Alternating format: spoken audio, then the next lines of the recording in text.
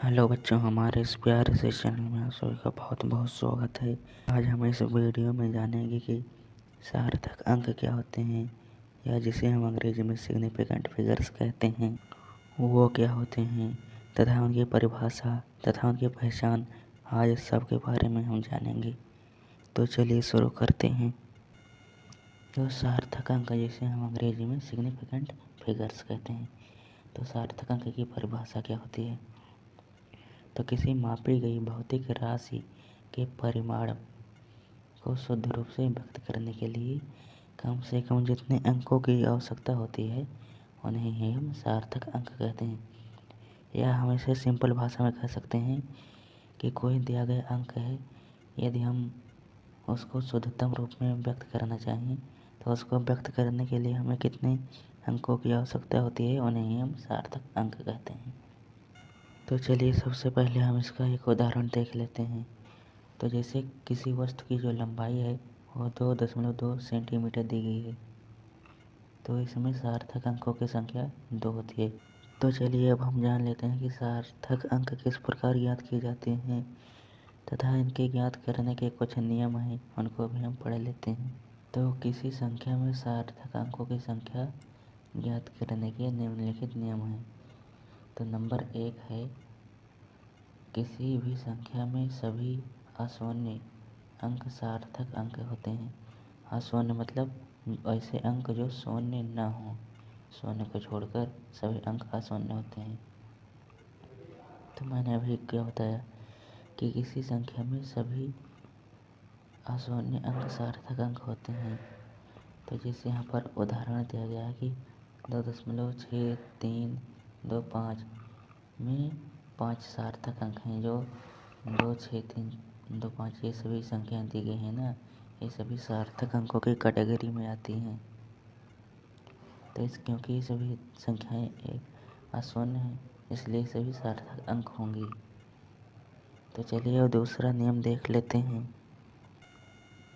नियम नंबर 2 है कि किसी संख्या में दशमलव बिंदु के बाईं ओर शून्य अंक है तो दशमलव के बाद आने वाले शून्य अंक को छोड़कर जितने भी अशून्य अंक होंगे वो सार्थक अंक होंगे।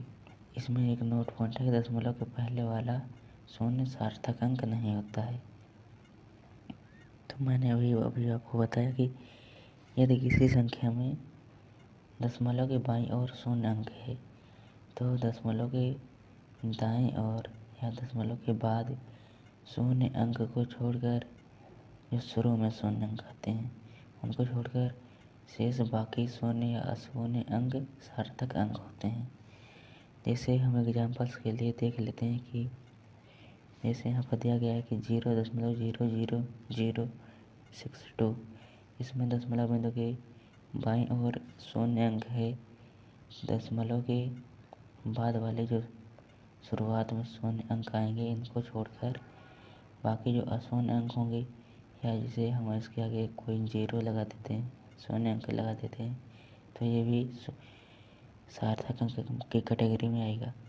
तो अगर जीरो लगा देते हैं तो इसमें सार्थक अंकों की संख्या 3 हो जाएगी, 6, 2 और 0। नहीं तो अगर जीरो नहीं लगाते हैं तो इसमें सार्थक अंकों की संख्या 2 होगी, 6 और 2। इसी प्रकार यदि 0.0062 दिया गया है तो इसमें भी सार्थक अंकों की संख्या 2 होगी। और 0.00503 दिया गया है तो इसमें भी सार्थक अंकों की संख्या 3 होगी, 5, 0 और 3। अब तीसरा नियम है कि तीसरे नियम के अनुसार यदि दशमलव बिंदु की बाईं ओर कोई अशून्य अंक है, मतलब ऐसा अंक जो शून्य ना हो, कोई अशून्य अंक है, तो अशून्य अंक तथा दशमलव के बाद सभी जो शून्य तथा अशून्य अंक हैं ये सभी सार्थक अंक होते हैं। जैसे एग्जाम्पल के लिए 6.0045, इसमें दशमलव बिंदु के बाईं ओर अशून्य अंक है, तो जो सभी दशमलव बिंदु के दाईं ओर शून्य या अशून्य अंक होंगे सार्थक अंक होंगे। तो 6.0045 में 5 सार्थक अंक हैं। ये सभी संख्याएं सार्थक अंक की कैटेगरी में आती हैं। इसी प्रकार 5.05400 में 6 सार्थक अंक हैं तथा 2.000 में 4 सार्थक अंक हैं।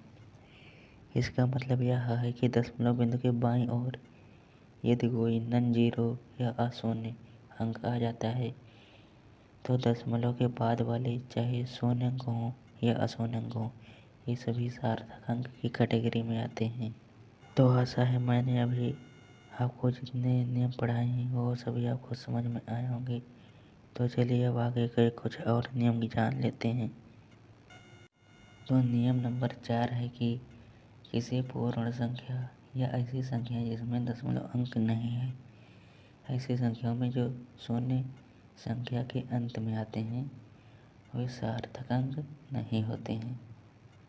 तो जैसे एग्जाम्पल के लिए मैंने लिखा है कि 54000 अर्थात 54,000 में केवल 2 सार्थक अंक हैं, क्योंकि मैंने अभी आपको बताया कि अगर ऐसी पूर्ण संख्याएं हैं तो जो अंत में 0 आते हैं वे सार्थक अंक नहीं होते हैं। तो अंत में जो 3 0 आए हैं ये तीनों सार्थक अंक नहीं होंगे, बाकी 5 और 4 ये सार्थक अंक होंगे। ये सार्थक अंक की कैटेगरी में आएंगे। इसी प्रकार दूसरा उदाहरण है कि 6430 में 3 सार्थक अंक हैं।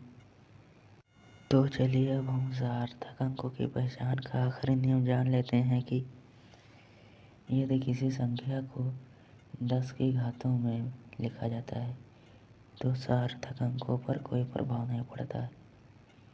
10 की घात को सार्थक अंकों की संख्या में नहीं गिना जाता है। जैसे एग्जाम्पल के लिए मैंने लिखा है कि 91,000 लिखा है तो उसको हम लिख सकते हैं कि 9.1 इंटू 10⁴। जैसे यहाँ पर 91,000 लिखा है तो इसमें भी सार्थक अंकों की संख्या 2 होगी, क्योंकि ये तीनों अंक सार्थक अंक नहीं होंगे, ये तीनों 0।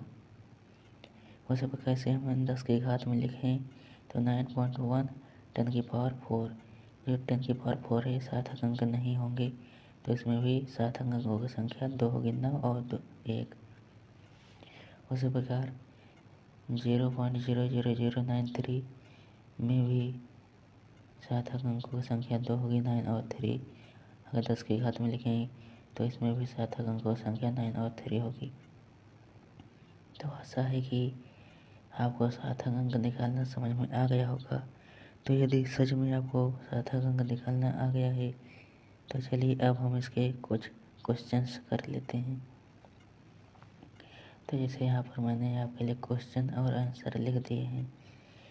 जैसे यहाँ पर लिखा है कि 0.075 में कितने सार्थक अंक हैं। तो मैंने आपको बताया था कि दशमलव के यदि बाईं ओर अशून्य अंक नहीं है अर्थात शून्य अंक है तो दशमलव के बाद वाले शून्य को छोड़कर शेष सभी अशून्य सार्थक अंक होते हैं।